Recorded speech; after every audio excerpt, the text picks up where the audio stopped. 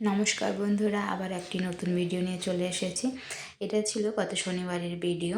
ওই দিনকে আমি সকালবেলা রেডি হয়ে বসে পড়েছিলাম গিফট প্যাকিং করার জন্য। এইগুলো আমি দীপাবলিতে কিছু কাছের মানুষদেরকে সামান্য গিফট দেবো। আসলে অনলাইনে অনেক কিছু কেনাকাটা করা হয়ে গিয়েছিলো, তো এত জিনিস রেখে তো লাভ নেই। তাই ভাবলাম সবাইকে দীপাবলিতে কিছু উপহার দিয়ে দেবো। আর সেই যে রেডি হয়ে আমরা বেরিয়ে পড়েছিলাম, কারণ সেই দিনই ছিল আমার বোনঝির বার্থডে। তাই দিদির বাড়ি যাব সকালবেলা। দীপাবলির আগে আর দিদির বাড়ি বা কারোর বাড়ি যাওয়া হবে না, তাই ওদের বাড়িতে যাদেরকে গিফটগুলো দিতাম সবারই গিফটগুলো নিয়ে নিয়েছি। আর এখানে বারবি ভিউ সব আমরা রেডি হয়ে বেরিয়ে পড়েছিলাম দিদির বাড়ির জন্য।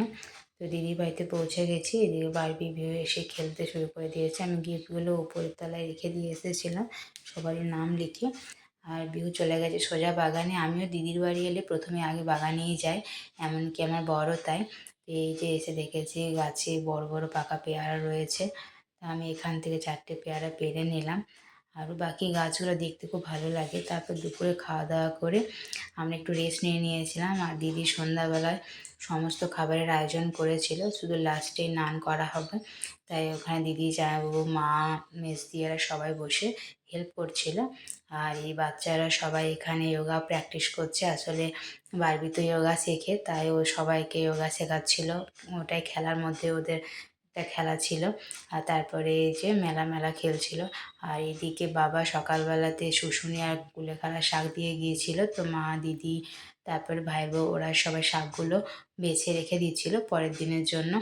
তারপর কেক কাটার আগেই শুরু হয়ে গেল এদের ডান্স করা।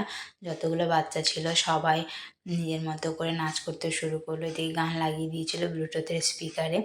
বারবি, বিহু, তারপর রায়, অনুষ্কা সবাই একসাথে ডান্স করছিল। বাচ্চাদের তো খুব আনন্দ, সবাই একসাথে হয়েছে, হই হুল্লোড় করে আনন্দে পার করে দিল। তারপর শুরু হলো কেক কাটা। এই কেকটা দিদি বাড়িতে বানিয়েছিল। অ্যাকচুয়াল ক্রিম দেওয়া কেক খুব একটা খেতে চায় না। তারপর কেক কাটা হয়ে যাওয়ার পরে সবাইকে একে একে কেক খাওয়ানো শুরু হলো। তো প্রথমে বিহু, তারপরে রায়, এভাবে সবাইকে একে একে যতজন ছিল সবাইকে কেক খাওয়ানো হলো। এই কেক খাওয়ানোতেই কত টাইম চলে গেল। সবাই এত হাসি আনন্দ মজা করলাম, মানে ভীষণই ভালো লাগছিলো। আর আমি এদিকে ফোনে ক্যামেরা ধরিয়েছিলাম ভিডিও করার জন্য, কারণ আমি যেহেতু ভিডিও ফটো এইগুলো পোস্ট করব, তাই আমাকে তো ভিডিও ফটো করতেই হবে।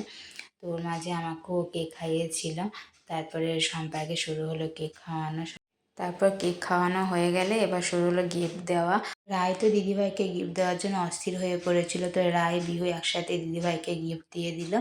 তারপরে অনুষ্কাও গিফট এনেছিল, অনুষ্কাও দিল। এবার বারবি বলছে আমি কি গিফট দেবো, তো ওখান থেকে একটা পেন বের করে দিদিভাইকে দিল। তো এইভাবে সবাইকে গিফট দেওয়া হয়ে গেলো। আর আমি যে দীপাবলির গিফটগুলো নিয়ে এসেছিলাম সবারই জন্য, সেগুলো সবাইকে একে একে দিয়ে দিলাম। যাকে যা পেরেছি সামান্য কিছু গিফট নিয়ে এসেছিলাম, তো এখানে দিয়ে দিয়েছি। বাবাকে যেহেতু পুজোর সময় কিছু দেওয়া হয়নি, তো বাবা, মা, তারপরে দিদিরা, তারপর বোনঝি, বোন, তো সবাইকে যেরকম পেরেছি একটা পেন হলেও দিয়েছি। আর বাকি আমি অনলাইন থেকে কিছু স্লিপার মানে অর্ডার করেছিলাম অনেকগুলো, তো সেগুলো একে একে সবাইকে গিফট দিয়েছিলাম, কেন ওগুলো কেনার সময় ওদের কথা ভেবেই কেনা হয়েছিল। আর পেনও গিফট দিয়েছি। আর তাছাড়া ওই যে হিমালয়ের বডি লোশন আর সাবানও এনেছিলাম, সেগুলো দিলাম। আইলাইনার এসবও কিছু ছিল গিফটের মধ্যে।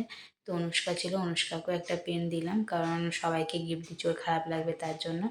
আর তারপরে গিফট খোলাও শুরু হয়ে গেল। এই যে এটা দিয়েছে আমাদের রায়বুড়ি, তো এটা বিহুরও খুব পছন্দ হয়েছে। বলছে দিদি ভাই এই ড্রেসটা পরে আমাদের বাড়িতে ঠাকুর দেখতে গিয়েছিল। তারপরে শুরু হলো খাওয়া দাওয়ার পর্ব। তো দিদি খাবারের মেনুতে বানিয়েছিল পোলাও, আলুর দম, ছোলার ডাল আর নান, মিষ্টি, পায়েস, এগুলোই ছিল। তো আমরা রাতেরবেলা খাওয়া দাওয়া করে তারপরে বাড়ি চলে এলাম। তো এই ছিল ভিডিওটা। কেমন লাগলো অবশ্যই কমেন্ট করে জানাবেন। ধন্যবাদ।